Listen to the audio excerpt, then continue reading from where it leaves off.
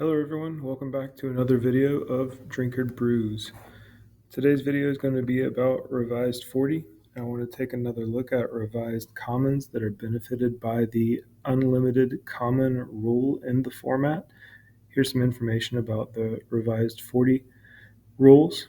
Like Silver Black or Pauper or Peasant or other formats that have been community or company directed, Revised 40 has rarity considerations with its deck building rules. Only 5 rares are allowed in a Revised 40 deck, and only 3 of any given rare. Only 10 uncommons are allowed in the 40 or greater cards, and only 3 of any given uncommon can be used.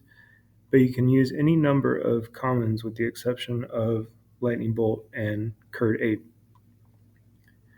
With that being said, there are a number of decks that are made possible because of the infinite number of commons allowed. For example, tribal archetypes are only available because you're allowed greater than 4 Merfolk with a Pearl Trident or greater than 4 Mons Goblin Raiders.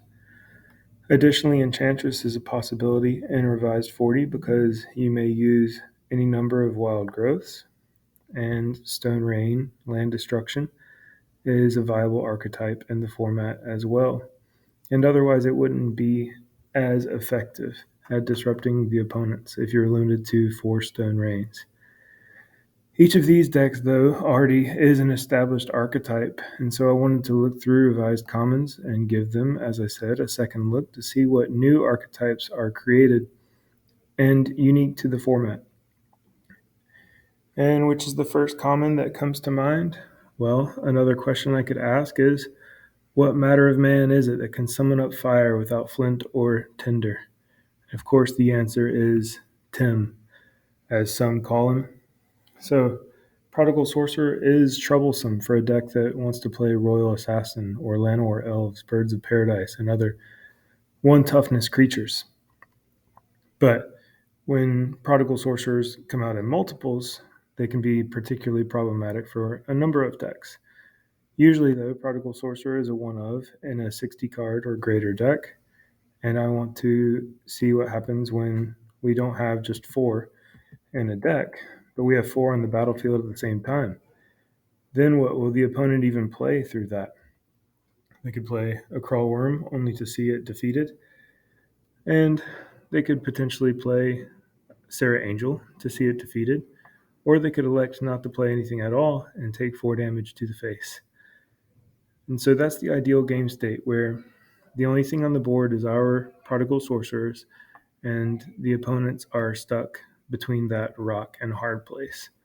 So we're going to start off our deck with 7 Prodigal Sorcerers, and the idea is going to be to play little by little an extra sorcerer onto an empty board state. The opponent will have to decide whether to play a creature and save themselves some life points or to get it over with quickly. How do we get to that point where the only thing on the board is Prodigal Sorcerers? Well, in the early game, we can play Lightning Bolts and clear the board of opposing creatures. Additionally, a Lightning Bolt combined with 1 Prodigal Sorcerer will take down a 4 toughness creature. A Lightning Bolt combined with 2 Prodigal Sorcerers will take down Shivan Dragon. Additionally, we have Fireballs. 4 mana and a Fireball can clear out 2 of the opponent's 1/1 creatures, clearing out their side of the board so that Prodigal Sorcerer is the last man standing, and little by little we encroach on the board position with more and more Prodigal Sorcerers. Finally, if the board state gets too far away from us, we can play Nevinyrral's Disc. If we have Nevinyrral's Disc in our opening hand, then we can wait to play the turn 3 Prodigal Sorcerer until turn 5. We play Disc turn 4, untap it on turn 5, and activate it, having 3 mana left over, and that's the desired board state that we wanted all along. Only Prodigal Sorcerer on the battlefield. If an opponent's creature, such as Shivan Dragon, is played too soon, we can simply gain control of it with Control Magic. And if an opponent plays whatever creature that is greater than our Prodigal Sorcerers can deal with, we can take that away from them. Mahamoti Jin is a concession to the fact that 7 Prodigal Sorcerers are great when they're working, but if we play against something like Earthquake or Pestilence, we'll be in a big pickle. Mahamoti Jin will wrap up a game very quickly once we've cleared the board with our burn spells and Prodigal Sorcerers and or Disc. The Mahamoti Jin is an excellent follow-up to a turn 7 Disc, and it shores up the weaknesses that we have to the aforementioned burn spells. We need the mana to cast all these things, and so of course we start with Soul Ring.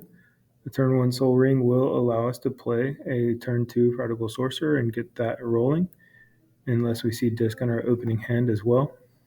And because we have 17 blue pips in the deck and 8 red pips, we're going to have a greater number of islands than mountains. With our 16 lands, this is the spread that I have. Mountains are played a little greater than half of the number of islands because the early lightning bolt is going to be important to stall the opponent's board state. I have chosen Mountain B and Island C for the blue in the skies of the mountain to complement the blue in the deck, and the pink in the skies and the ocean of the island to complement the red. Here's the deck pick with it all put together. Prodigal Sorcerer as an archetype cannot really exist in any format besides Revised 40 because of its unique rarity considerations. And I hope you've enjoyed this deck tech of this unique archetype. Any feedback that you have, please let me know in the comments, and consider giving me a subscription here and a follow on Instagram at Revised 40. Thank you all. Goodbye.